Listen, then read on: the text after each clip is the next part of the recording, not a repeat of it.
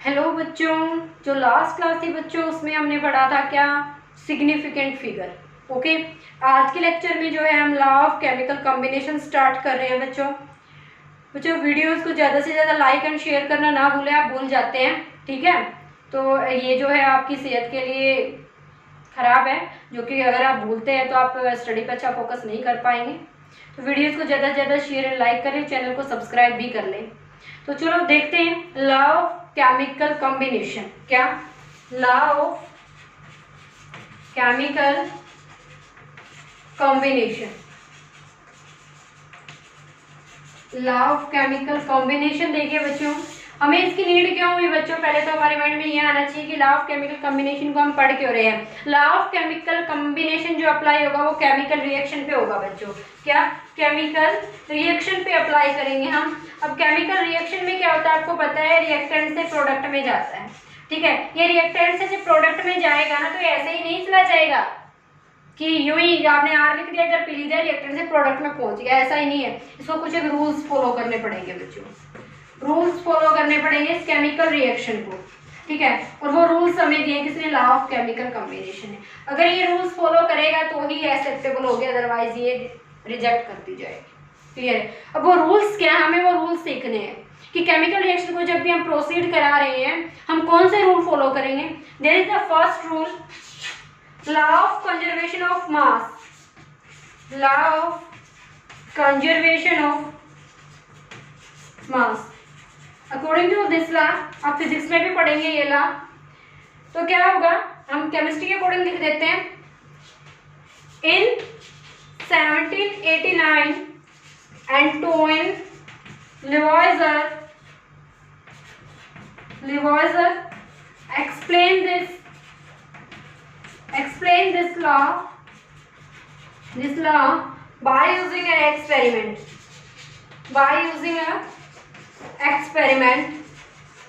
Okay, मैं experiment भी मैं अभी आपको बताऊंगी, पहले इसकी डेफिनेशन लिख लेते हैं कि एक्चुअली में law of conservation of mass according to chemistry होगा क्या। तो आप लिखेंगे बच्चों, mass of reactant will be equal to mass of product, understand, PDT। चलो कंप्लीट लिख देते, कुछ बच्चे ऐसे जिनको समझ ही नहीं आएगा। प्रोडक्ट, उसने ये बोला जितना मास आप रिएक्टेंट में यूज करेंगे उतना ही आपका किसके इक्वल होना चाहिए, प्रोडक्ट का इक्वल होना चाहिए, तभी आपकी जो है केमिकल रिएक्शन सही है, अदरवाइज आप रिजेक्ट कर दिए जाओगे। ठीक है, तो आपको ये लॉ जो है फॉलो करना पड़ेगा। ओके बच्चों, किस पे, केमिकल रिएक्शन पे। तो ये जो लॉ था किसने दिया था, एंटोइन लिवोइजर ने दिया था 1789 में। उसने एक एक्सपेरिमेंट परफॉर्म किया था, उसके बाद उसने डिफाइन किया था law of conservation of mass को। अकॉर्डिंग टू फिजिक्स अगर हम बोलना चाहें बच्चों, अकॉर्डिंग टू फिजिक्स अगर हम यहाँ पे बोले तो क्या होगा, energy neither be created NOR be destroyed. Energy neither be created NOR be destroyed. Okay, physics हमें ये देगी, तो बात तो वही है बच्चों। ठीक है, आइंस्टीन की रिलेशन है E is equal to mc square. ठीक है, वहां से हमें ये पता लग रहा है एनर्जी और मास जो इंटरकन्वर्टिबल होते हैं। अगर एनर्जी आपकी जो है क्रिएट नहीं कर सकते, डिस्ट्रॉय नहीं कर सकते, तो आपका जो मास है वो भी आप क्रिएट या डिस्ट्रॉय नहीं कर पाएंगे। हाँ, मास एनर्जी में कन्वर्ट हो जाएगा, एनर्जी मास में कन्वर्ट हो जाएगी, जिससे बट आपका जो मास रहेगा वो रहेगा वही का वही, भले ही वो कुछ एनर्जी में कन्वर्ट होकर आपके इन्वायरमेंट में क्यों ना चला गया।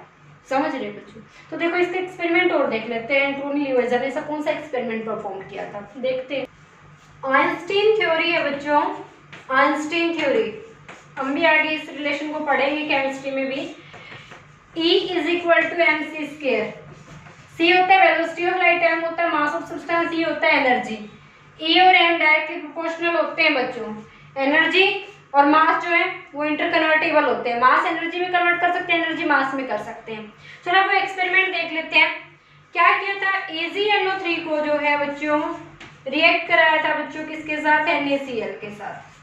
ठीक है, AgNO3 को NaCl के साथ रिएक्ट कराया, क्या बना, ये बनेगा AgCl प्लस NaNO3, ये होता है व्हाइट PPT, व्हाइट प्रेसिपिटेट बनता है बच्चों, white PPT।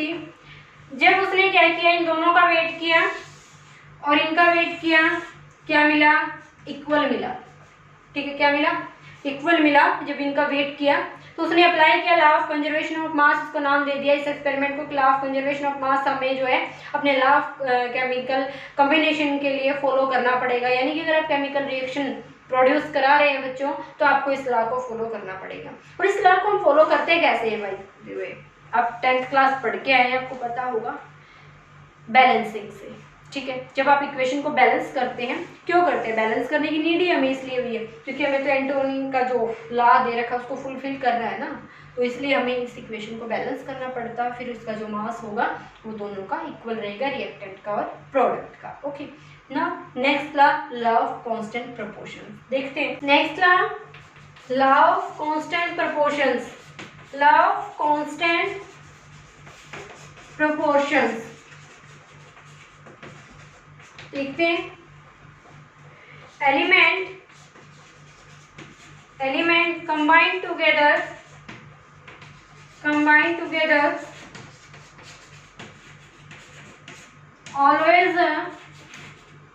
always fixed, always in a fixed proportions। यानी कि जब भी एलिमेंट्स आपस में कंबाइन करेंगे वो हमेशा एक फिक्स रेशियो में रहेंगे, by weight, fixed proportions by weight. Okay बच्चों, can write it by weight, understand. By weight जो रहेंगे वो हमेशा एक फिक्स प्रोपोर्शन में रहेंगे। जैसे फॉर एग्जांपल हम CO2 को देख लेते हैं, उसको बाय वेट फिक्स प्रोपोर्शन कैसे निकलेगा, CO2 है, कार्बन का जो मास होता है बच्चों कितना होता है, 12 होता है। रेशियो ऑक्सीजन के साथ, कितने ऑक्सीजन के साथ कंबाइन है, 12 ग्राम जो कार्बन के हैं वो हमारा है 32 के साथ। इसको अगर सिंपल होल नंबर में लेकर आए तो कितना होगा बच्चों, 3:8। 4 से डिवाइड कर लीजिए दोनों को, 3:8। ठीक है, अब देखो, जब भी आप रेस्पायर करते हैं, रेस्पिरेशन जो प्रोसेस करते हैं, वहां से आप CO2 रिलीज करते हैं ना, रेस्पिरेशन में CO2 जो है वो रिलीज करते हैं। ये CO2 जो आपने रिलीज की है, इसका क्या कोई अलग रेशियो है, ये भी तो उसी में, इसमें 3:8 में। ठीक है, आप क्या कर लीजिए, बर्निंग ऑफ कैंडल कर लीजिए। क्या कर ले, burning of candle. Burning of candle जब करेंगे वहां से भी CO2 निकलेगी। CO2 ये रिलीज हुई, इसका भी क्या रेशियो है, 3:8 है, रेशियो चेंज नहीं हो रहा ना। अब आप क्या कीजिए, बर्निंग ऑफ कोल कर लीजिए। Burning of coal, burning of coal में भी क्या होगा, CO2 निकलेगी। CO2 क्या रेशियो रहेगा, 3:8, यानी कि हमेशा ही क्या रहेगा, एक फिक्स रेशियो रहेगा किसका बच्चों, मासेस का। ये है आपका क्या, लॉ ऑफ कांस्टेंट प्रोपोर्शन। ना नेक्स्ट लॉ, यस, तो देखो बच्चों, law of multiple proportion, law of multiple proportion, this is third law of multiple proportion. देखो बच्चे, जो अपने अभी लॉ पढ़े, लॉ ऑफ कंजर्वेशन ऑफ मास और लॉ ऑफ जो कांस्टेंट प्रोपोर्शंस आपने पढ़े हैं, तो जो लॉ ऑफ कंजर्वेशन ऑफ मास है वो जो न्यूक्लियर रिएक्शंस होती हैं उनके लिए एप्लीकेबल नहीं रहेगा। क्यों नहीं रहेगा, क्योंकि न्यूक्लियर रिएक्शंस में बच्चों इतनी ज़्यादा एनर्जी रिलीज होती है, तो हम वहाँ पे law of conservation of mass को अप्लाई नहीं कर पाते, क्योंकि जो ये बॉम्ब्स की जो फॉर्मेशन होती है न्यूक्लियर रिएक्शन से ही होती है। तो आप सोच सकते हैं कितनी ज़्यादा एनर्जी निकल रही है, तो वहाँ पर हम उसको नहीं अप्लाई कर पाते। और जो लॉ ऑफ कांस्टेंट प्रोपोर्शंस है वो नॉन स्टिक्योमेट्रिक जो है कुछ एक सॉलिड्स होते हैं, वहाँ पे हम उसको अप्लाई नहीं कर पाते। ठीक है, नॉन स्टिक्योमेट्रिक सॉलिड, आप सॉलिड स्टेट की मेरी वीडियोस देख लेना, वहाँ से आपको क्लियर हो जाएगी। सॉलिड स्टेट की प्लेलिस्ट में जाना, आप देख पाएंगे सभी वीडियोस। तो देखो, लॉ ऑफ मल्टीपल जो प्रोपोर्शंस होता है बच्चों, इसमें क्या होगा, जब भी आपका एक जो एलिमेंट है दूसरे के साथ जब एक फिक्स मास के साथ कंपाउंड की फॉर्मेशन करेगा ना, तो जो दूसरे वाला रहेगा ना वो एक सिंपल होल नंबर रेशियो में आएगा। डेफिनेशन बाद में लिखते हैं, पहले एग्जांपल से समझ लेते हैं। जैसे हम एग्जांपल की बात करें बच्चों, आप ले लीजिए N2O, फिर आपने लिया NO, ठीक है, आप फिर ले लीजिए NO2 ले लीजिए, यहाँ पे ले लीजिए N2O3, N2O2 ही ले लीजिए बच्चों, N2O, N2O2, N2O3, N2O5, ठीक है, N2O4, N2O5। ये कुछ एक कंपाउंड्स बन रहे हैं नाइट्रोजन और ऑक्सीजन के, ठीक है। तो यहाँ पे नाइट्रोजन का मास देखिए और फिर हम ऑक्सीजन का देखते हैं। नाइट्रोजन का देख लीजिए कितना है, 28 है बच्चों। एक नाइट्रोजन का 14 होता है, दो नाइट्रोजन का 28। यहाँ पे नाइट्रोजन का मास 28 है, यहाँ पे मैं लिख रही हूँ। यहाँ पे भी नाइट्रोजन का कितना बच्चों 28, यहाँ पे भी नाइट्रोजन का कितना है 28, यहाँ पे भी कितना है 28। मैंने आपको ये बोला था कि एक एलिमेंट जो है फिक्स मास के साथ रहेगा, दूसरे का जो रेशियो आएगा वो होल नंबर रेशियो आएगा। चलो अब दूसरे देखो, इसने ऑक्सीजन के साथ कंपाउंड बनाए हैं यहाँ पे, तो देखो NO। फर्स्ट में यहाँ पे ऑक्सीजन का मास लिख रहे हैं, फर्स्ट का 16, क्लियर। नेक्स्ट का देखिए 32, इसका कितना आएगा बच्चों 48, इसका कितना आएगा 64 और इसका कितना आ जाएगा 80, ठीक है। अब इसका रेशो निकाल लीजिए, कितना आएगा 28, 62, 24, 32, 40, यानी कि 8 रेशो। देखो एक मल्टीपल होल नंबर रेशो आ रहा है ना, 8 2 16, 24, 32, 40, मल्टीपल होल नंबर रेशियो। नाम भी क्या है, law of multiple proportions, law of multiple proportion. Clear हुआ, समझ में आया होगा कुछ। देखो मैं रिपीट कर देती हूँ। नाइट्रोजन जो है ऑक्सीजन के साथ यहाँ पे फॉर्मेशन बना हुआ है, अपने मॉलिक्यूल बना रहा है।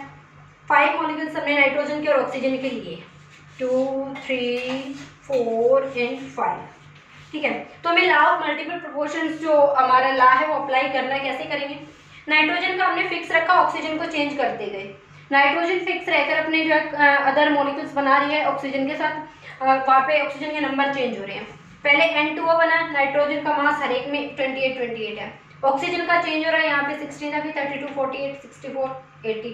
इसका जब हमने मल्टीपल रेशियो निकाला, आप देख सकते हैं 8 की काउंटिंग यहाँ पे आपकी स्टार्ट हो रखी है, यानी कि ये मल्टीपल में आ रहे हैं ना सारे के सारे, ठीक है। तो यही हमारा क्या है, लॉ ऑफ मल्टीपल प्रोपोर्शन। चलो इसको डिफाइन और कर लेते हैं। अब definition of law of multiple proportion देख लीजिए। When two element combine form two or more than two compounds, two or more than two compounds, two or more than two compounds, there is one element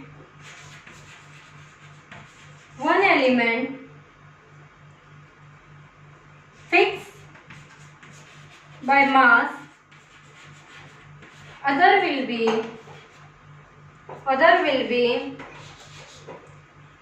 whole number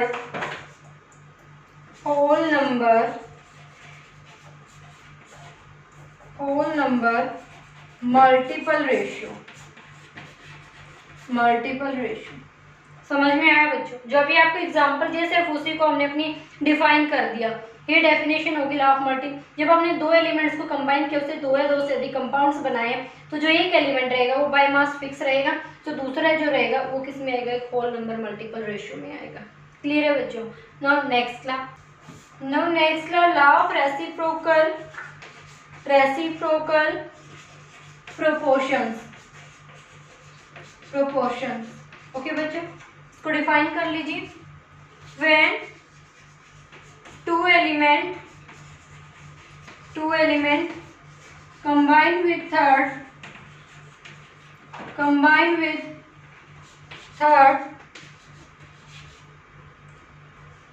when two element combine with third, their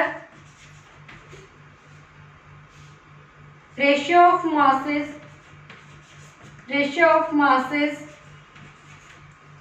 will be whole number यानी कि बच्चों fraction में कुछ भी नहीं आएगा, एक whole number रहेगा। ठीक है, चलो देखो हम बात कर लेते हैं किसकी। एक हाइड्रोजन ले लीजिए, एक सल्फर ले लीजिए, एक ऑक्सीजन ले लीजिए, तीनों से मिलाकर हम जो है कंपाउंड बना लेते हैं। ठीक है, तो देखो हाइड्रोजन और सल्फर से तो क्या बनेगा, H2S बनेगा। हाइड्रोजन ऑक्सीजन से क्या बनेगा, H2O बनेगा।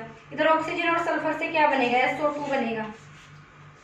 क्लियर हो रहा है? तो देखो अब अगर हम इनके मासेस का रेशियो देख लेते हैं, H2O का कितना है बच्चों मास, H2O का जो मास होता है वो होता है 18, H2S का कितना होगा बच्चों 32 और 2 34, अगर SO2 का हम देखें तो इसका होगा कितना 32 और 32 64।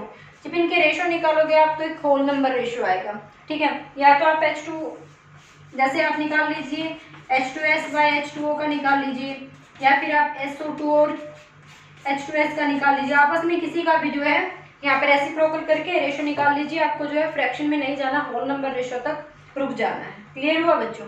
तो देखो 32, हाँ जी 34 ही रहेगा, ठीक है। तो यहाँ पे कुछ नहीं, बस आपको जो भी दो एलिमेंट से जब ज़्यादा वो कंपाउंड आपके बन रहे हैं ना, और जब आप उनके रेशियो निकाल देते हैं होल नंबर रेशियो आता है, और कुछ भी नहीं था ज़्यादा, ठीक है। इसको नोट कीजिए, लास्ट ला रहता वो देख लेते हैं। लास्ट ला गेल-लुसाक्स ला, गेल-लुसाक्स ला, इस ला के अकॉर्डिंग क्या है बच्चों देख लीजिए, क्या होगा when two gases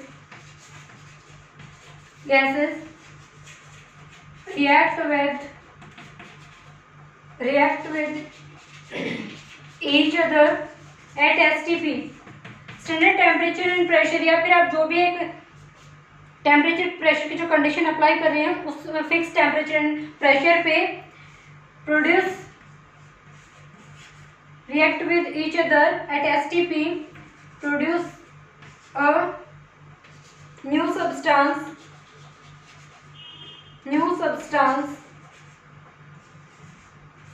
it will bear a simple whole number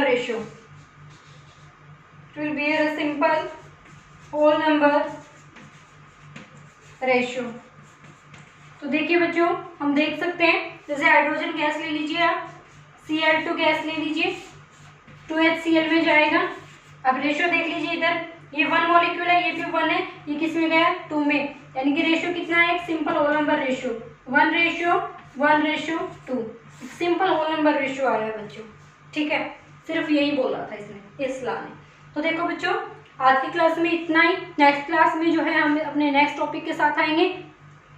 I hope कि मैं कोशिश करूँगी कि मैं जल्दी ही जो आपके मोल कॉन्सेप्ट स्टार्ट करें, जो इस चैप्टर की जान है, बहुत जल्दी मैं आपके सामने वो वीडियोस लेकर आ रही हूँ बच्चों।